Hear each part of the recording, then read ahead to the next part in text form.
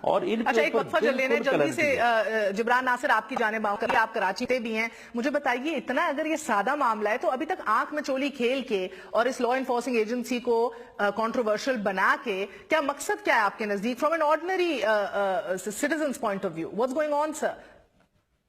Point of view مجھے یہ پتا ہے کہ جب رینجرز لیاری کے دروازے توڑ کے لوگوں کو اٹھا رہی تھی، یہی کام نارتھ کراچی کے علاقے میں کر رہی تھی، تب پیپلز پارٹی کی حکومت نے نہ اف کیا تھا نہ بٹ کیا تھا. شاید عاصم صاحب کی زندگی یہ کام پاکستانی سے زیادہ ضروری ہے. دوسری بات یہ میں بالکل اس بات سے اگری کرتا ہوں کہ کرپشن کے چارجز نیب کو یا ایف آئی اے کو دیکھنے چاہیے، رینجرز کے وہ پروٹوکالز کے ڈومین میں نہیں آتے. دوسری بات یہ بھی میرے خیال میں وجہ ہو سکتی ہے چیف منسٹر کی کہنے کی کہ ہمیں بتا کے کارروائی کیجیے گا، چونکہ جہاں تک میری نالج ہے انفارمیشن منسٹری سندھ کی ابھی بھی دبئی سے چل رہی ہے. ہمارے انفارمیشن منسٹر شاید ابھی تک واپس پاکستان نہیں آئے ہیں، شاید یہ اور منسٹر اس طرح کھونا نہیں چاہتے. اس کے ساتھ رانا ثناء اللہ صاحب نے بڑی اچھی بات کی کہ اگر کسی بھی منسٹر کے کوئی تعلقات نظر آتے ہیں کسی کالعدم جماعت کے ساتھ تو ان کے خلاف کارروائی کی جائے. میں کوئی الزام نہیں لگا رہا، یہ پبلکلی نون بات ہے. رانا ثناء اللہ صاحب اگر اسی پروگرام میں جواب دے دیں کہ کالعدم جماعت جس کا نام اہل سنت والجماعت ہے اس کے ساتھ ان کی ریلیز میں تصاویر کیوں آتی ہیں اور نیب رانا ثناء اللہ صاحب پہ کیسے لگایا جائے گا، اس کا جواب وہ خود دے دیں. میں تو سے سوال کر رہا ہوں. ایک وقفہ لے لوں، اس کا جواب دیں گے وقفے کے بعد. سٹیو روسن نیوز آئے. ناصر صاحب نے بات کی ہے. ناصر صاحب کی بات میں سمجھتا ہوں کہ ناصر صاحب کو شاید اس بارے میں وہ پورا نالج نہیں ہوگا. یہ 2010 کی بات ہے جب میں جنگ ایک الیکشن کے سلسلے میں گیا تھا اور وہاں پہ مولانا محمد احمد الدہانوی جو اہل سنت جماعت کے جو سربراہ ہیں تو وہ وہاں پہ اس جلسے میں انہوں نے بھی تقریر کی تھی. اس کو پھر لوگوں نے بڑھا چڑھا کے اس کے اوپر ایک پورا پروپیگنڈا مہم چلائی گئی اور پھر یعنی مجھے یہ ثابت کرنے کی کوشش کی گئی کہ جی میرے جو ہے وہ ان لوگوں سے تعلق ہے دہشت گردوں سے. میں کہتا ہوں کہ بھائی پہلا مولانا محمد احمد الدہانوی اس کو تو دہشت گرد ثابت کر دو. وہ 2010 سے لے کے 2015 آ گیا ہے. وہ 5 سالوں میں یہ پچھلے دنوں میں وہ کراچی آئے ہوئے تھے، یہاں پہ آگے کو پتہ نہ 20 دن رہ کے گئے ہیں اور کراچی کے جو مین عہدے داران ہیں کہ ان کے کو لوگوں کا مسئلہ تھا وہ گورنر صاحب سے ملے ہیں، دوسرے لوگوں سے ملے ہیں. تو میری انفارمیشن میں تو ان کی کوئی ایسی کارروائی نہیں ہے. اگر ہماری انفارمیشن میں کارروائی تو ہم خود ان کو پکڑ لیں گے، ہم خود ان کو گرفتار کریں گے.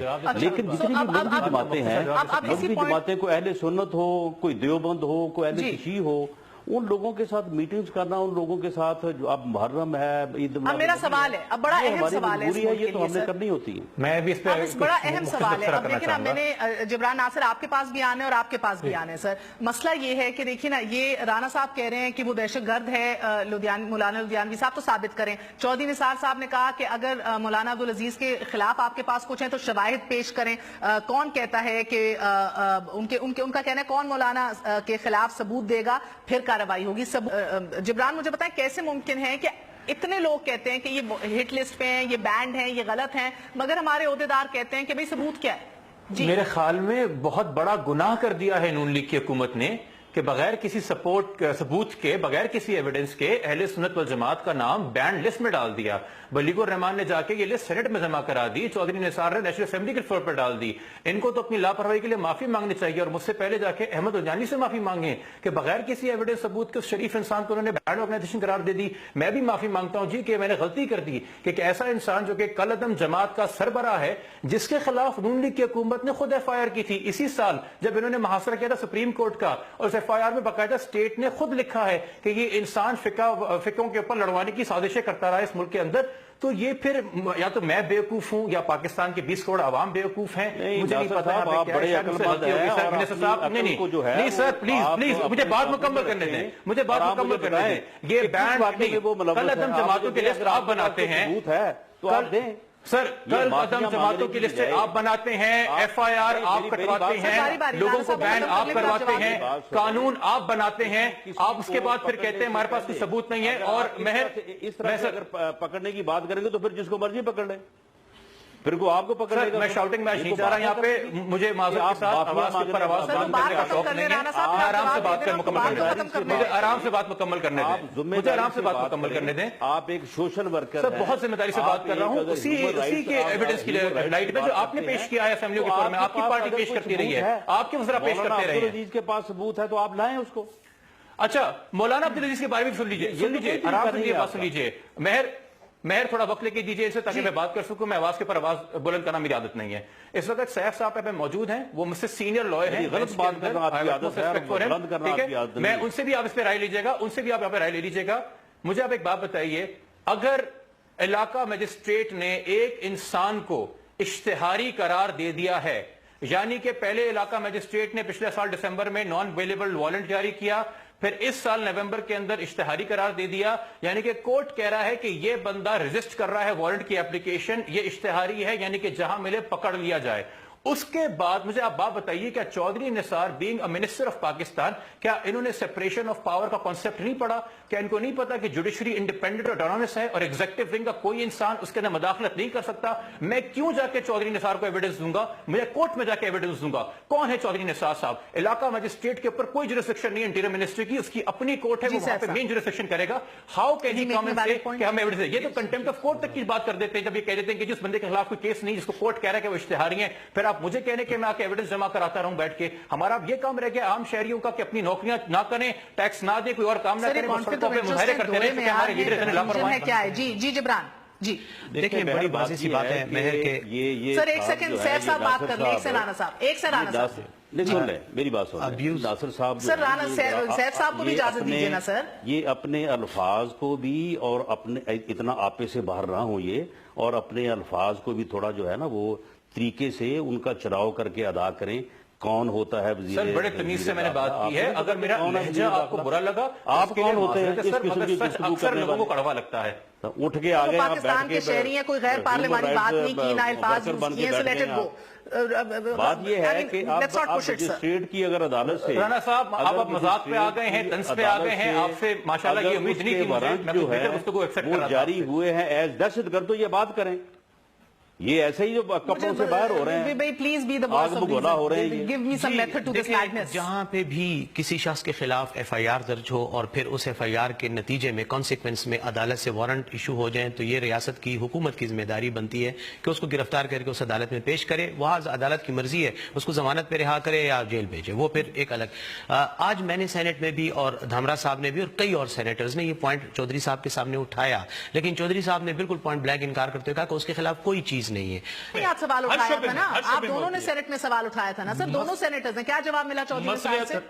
انہوں نے ایسا جواب دیا قوم ہنسے گی جس کے اوپر, اور انہوں نے کہا کہ میں ریٹن میں جوابات آئیں گے.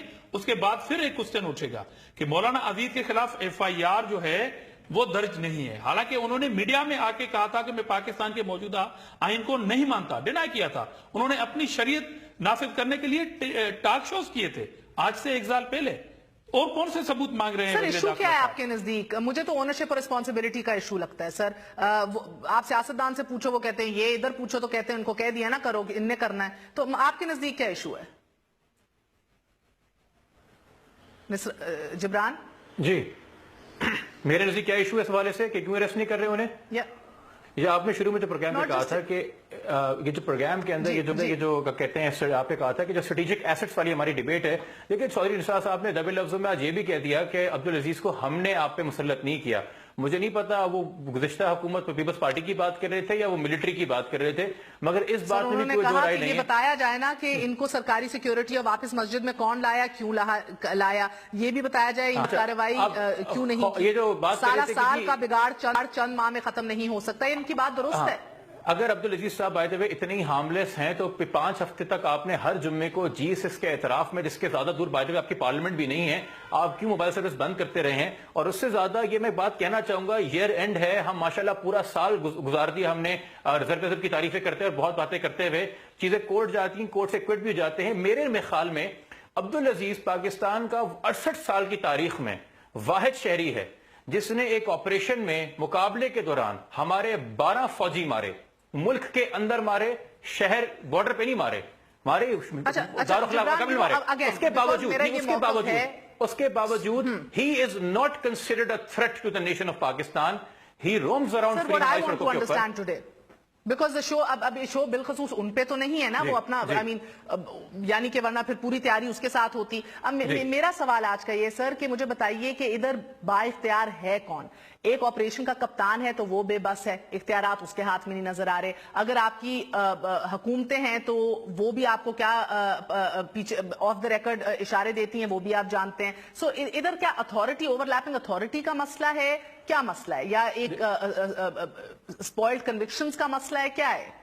اگر آپ مجھ سے کھل کے اس پہ جواب چاہ رہی ہیں لائیو ٹیلی ویژن کے اوپر, تو میں یہ سمپل کہنا چاہوں گا کہ ہماری وہ پولیٹیکل پارٹیز ہوں یا ہماری ملٹری ہو, ہمارے یہاں انفلٹریشن ایکسٹریمسٹ کی اور ان کی مینٹالٹی کی انتہا کی ہے. ہمارے یہاں ملٹری سے بھی ایسے لوگ پکڑے گئے جو ٹیررسٹ کنورٹ ہو گئے ہیں یا ان آؤٹ فٹس کے تعلق نکلے گئے ہیں.